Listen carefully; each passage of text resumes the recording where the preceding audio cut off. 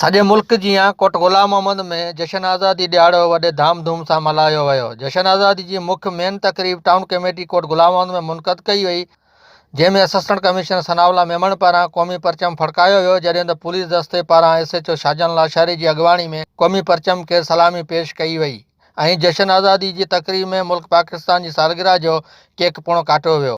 ऐं असां सभिनी जो फ़र्ज़ु आहे त असां पंहिंजे मुल्क जी सालमियत ऐं बका लाइ असां पंहिंजो जज़्बनि सां पाण पतोड़ियूं। इंशा अल्लाह ताला मूंखे उमेदु आहे त असांजा जेके बि पार्टियूं इलाक़ाई गैर इलाक़ाई जेके बि आहिनि उहे असां सभई इंशा अल्लाह ताला गॾिजी पंहिंजे वतन जी सालमियत लाइ हिकिड़े ई पेज ते हूंदासीं।